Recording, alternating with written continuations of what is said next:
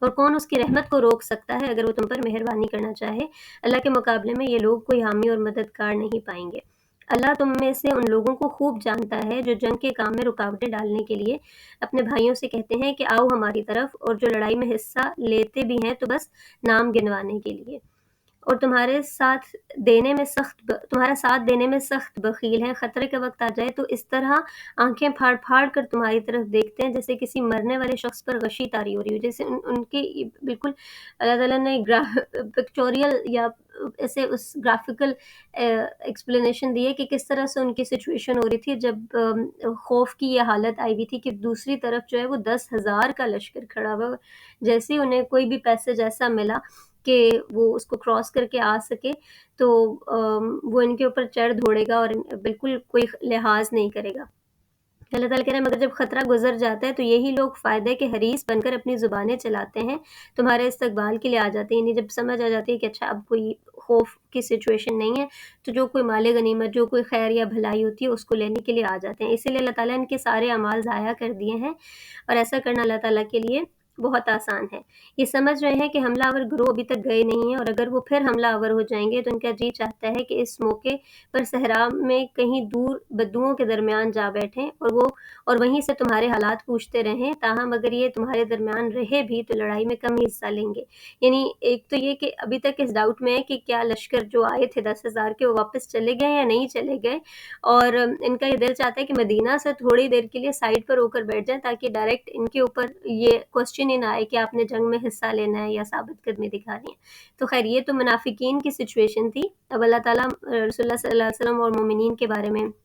Comment کر رہے ہیں، لَقَدْ كَانَ لَكُمْ فِي رَسُولِ اللَّهِ أُسْوَةٌ حَسَنَةٌ، در حقیقت تمہارے لیے رسول اللہ صلی اللہ علیہ وسلم کی ذات میں ایک بہترین نمونہ تھا، ہر اس شخص کے لیے جو اللہ اور یوم آخرت کا امیدوار ہو اور کثرت سے اللہ تعالیٰ کو یاد کرتا ہو۔ اور سچے مومنوں کا حال یہ تھا کہ جب تم نے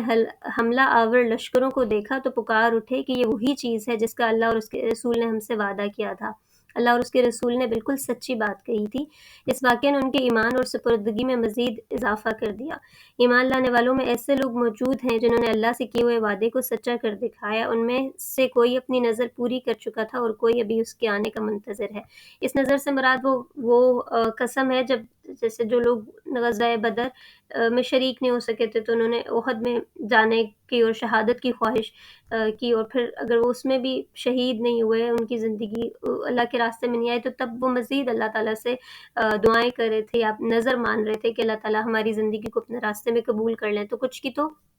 نظر اس جنگ میں قبول ہو گئی اور کچھ ابھی بھی منتظر تھے۔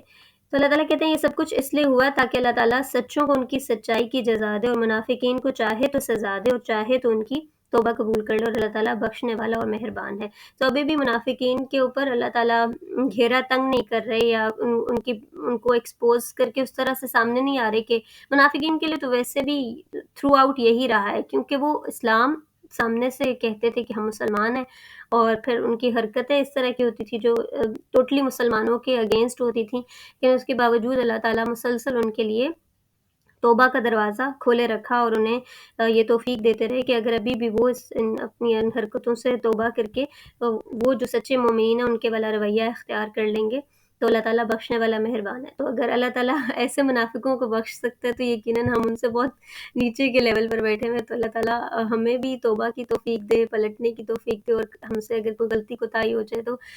ایک دل میں جو ڈر بیٹھ جاتا ہے کہ اللہ تعالیٰ معاف نہیں کریں گے، تو اس ڈر سے باہر نکل کر اللہ سے توبہ کرنے کی ہمیں توفیق ملے، اور پھر ہم یہ دیکھیں انشاءاللہ کہ اللہ تعالیٰ کو ہم غفور الرحیم پائیں گے۔ تو تھینک یو، جزاک اللہ خیر۔ This was a very brief summary about غزوہ احزاب۔ اب انشاءاللہ جو اس سے نیکسٹ والا ہے وہ بہت امپورٹنٹ ہونے والا ہے، ایٹ لیسٹ فار می، کیونکہ اس میں ہم یہ دیکھیں گے کہ جو صحابیات جو رسول اللہ صلی اللہ علیہ وسلم کی وائفس ہیں ان کو خاص طور پہ جو پردے کے احکامات دیے گئے، اور جو مسلمانوں کی خواتین ہیں ان کو جو جلباب کا حکم دیا گیا وہ کس طرح ان پوری جو پولیٹیکل سچویشن تھی اس سے کنیکٹڈ تھا۔ تو انشاءاللہ اس کو نیکسٹ ٹائم میں ڈسکس کرتے ہیں۔ تھینک یو، جزاک اللہ خیر۔